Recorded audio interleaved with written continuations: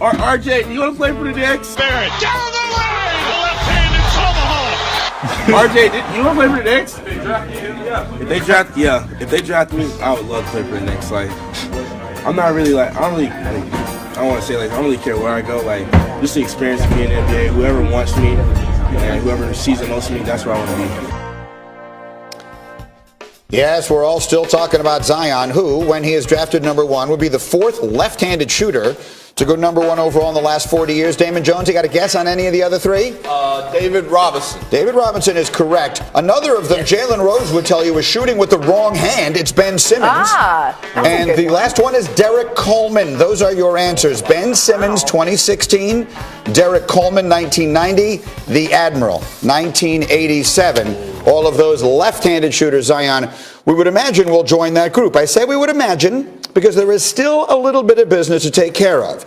This week's NBA lottery results have arguably overshadowed the conference finals so far. That's how big a deal Zion has become. But yesterday, Brian Windhorst was wondering aloud on the jump, what if Zion doesn't come to the NBA? Would Zion be content with taking this clear spot that he's going to go to New Orleans? I mean, he can't call a redraft, so what are you saying? Well, he does have some options. I'm not saying that he's going to pick these options, but he has not signed with an agent and he has not signed a shoe deal yet. He could threaten to go back to Duke. I'm not saying that he would go back to Duke, but he could threaten to go back to Duke. And say, this is not a threat to the league, it's a threat to the Pelicans. Right, and he has until 10 days before the draft to withdraw. Now, is that the kind of person that Zion is? The people that I know who know him say no. But I do think seeing that he could potentially throw his weight around is at least a conversation. Well, isn't that fascinating? And gather round, if I may, because I want to make sure everyone understands this would not be anywhere near unprecedented. This thing has happened in sports many times. Players using whatever leverage they can to get their ways out of situations they don't want to be in. The most famous of them recently was Eli Manning, who didn't want any part of going to San Diego and forced a trade, which took place right after he got drafted. His older brother, Peyton Manning, I will forever believe, even though he's never said it out loud, chose to go back to college for one more season because the New York Jets had the first pick in the draft. He had the option of not going, and he did not want to wind up with the Jets. Worked out well for him. John Elway, once upon a time, threatened to go play baseball if the Indianapolis, then Baltimore Colts drafted him, and it worked. He engineered himself a trade to Denver. And Kobe Bryant, coming directly out of high school, made it clear he only wanted to play for the Lakers, and they got him there, and he wasn't anywhere near the first pick in the draft. So this would be by no means unprecedented. Now, you've been around, of all of us, you've been around him a lot. Do you see any way in the world that he is thinking that way? Absolutely not. And I think, one of the things that Wendy mentioned is he hasn't signed with an agent yet and he hasn't signed a shoe deal yet. That shoe deal looming out there, I mean, Sean, $20 million, something of that nature. What people don't realize, I think people already associate Zion Williamson and his family as already having all this money. They don't have the money yet. He hasn't made any money yet from any of this. And so he's ready to go into this next chapter of his life. He's ready to head into the NBA.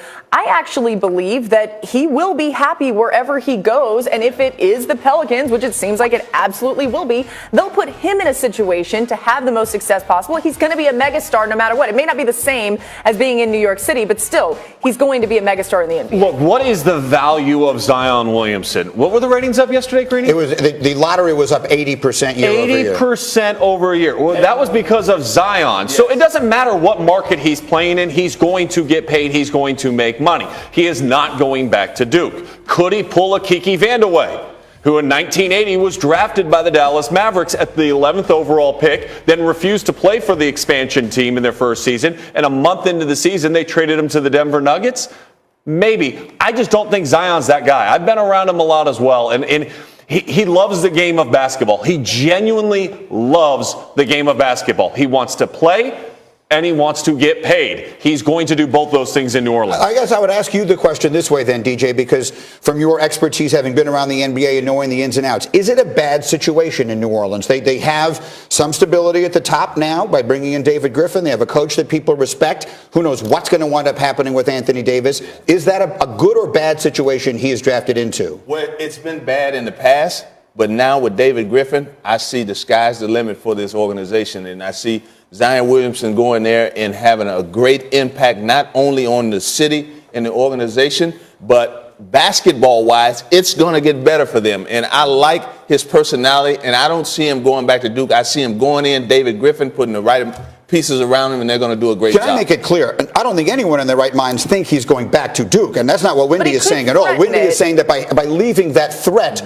open, you maintain some leverage to try and work your way to a different situation. And this guy has, stacks of money waiting for him somewhere. He's not going back to college no matter what happens. But if he wants to try and create some sort of power play to get out of New Orleans, if he wants to, and I have no idea if he wants to, that possibility exists. That's all I'm trying to throw into the conversation. And I'm going with you because it's really easy to look at an organization and be like, what did that organization look like? What did the Clippers look like before Steve Ballmer took over versus what they look? Now everybody's going, man, they are well organized, they are well structured. This is a team that you want to play for.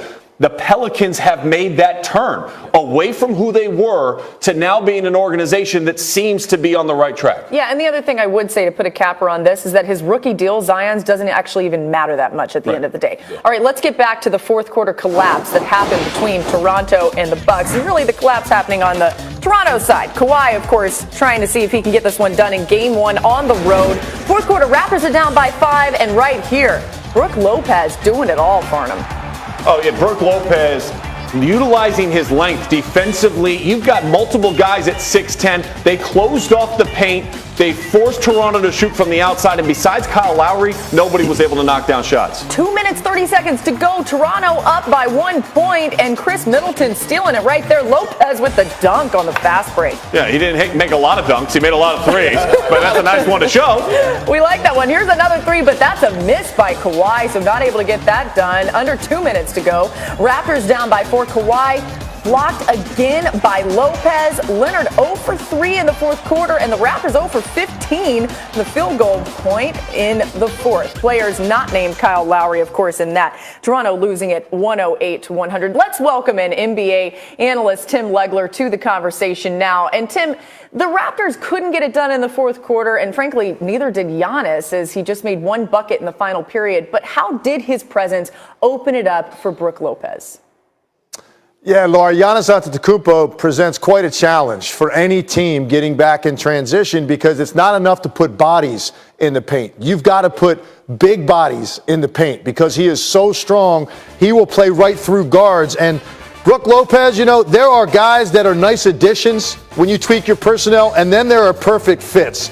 Brook Lopez is a perfect fit for this system. So Giannis comes up the floor, and you can see right away the kind of attention that he commands. So you have a guard shading this way, but more importantly, who are these two guys right here? These are the two bigs for the Toronto Raptors. And Marc Gasol, he's got to worry about Brook Lopez. But first, if he stays at the three-point line, you're going to have a situation where Giannis Antetokounmpo is going to play through traffic, and he is going to be at the rim. So Marc Gasol is giving just enough shade and enough help where Giannis can't do that. The problem is you're guarding this guy, and this is a 7-footer with a high release. So Gasol gets out. But this is not an honest contest. Look at all that space. Brook Lopez is going to get the shot whenever he wants in this series. That's one example in the first half. But really his value later in the game in the fourth quarter, he helped close the deal. Here's another perfect example. Antetokounmpo comes up. He's eyeing the defense. If Serge Ibaka is too far out on the floor because Lopez is going to walk into a shot right here, then Antetokounmpo is going to play through traffic. He's going to get to the rim because back here, you've got 3 guards. They're not big enough. So Ibaka's at the foul line, ready to present help. But again, there's Lopez, and then one more time. This is not a real contest. Look at that space, not on a 7-footer when he gets it going. Knocks down another one, cuts it to 1. But then the dagger shot. This is the biggest one of all. And once again, Lopez trailing the play. Take a look at Marc Gasol. In this situation, as soon as Giannis started to come in this direction with his dribble, Marc Gasol has to be a little bit more aware. He can't help anymore. He's somebody else's problem. You've got to be closer to Lopez. You got help here. You got a third defender back here. Marc Gasol, instead, he continues to pursue, and he gets sucked into the lane. And as a result, there's no way he can get back to Lopez. And then one more time, this is not an honest contest. That's a wide open shot for a 7-footer. This problem is going to exist throughout this series, and I don't really know what the option is other than to play a little bit smaller, but then you're at mercy of Giannis' size and strength. All right, great stuff, Legs. Thank you so much. And ahead on Get Up, let's get hypothetical, and I mean really crazy if we're talking Sean Farnham. With all the wheeling and dealing that could go down in the NBA, that's just ahead. We'll be back in just a minute.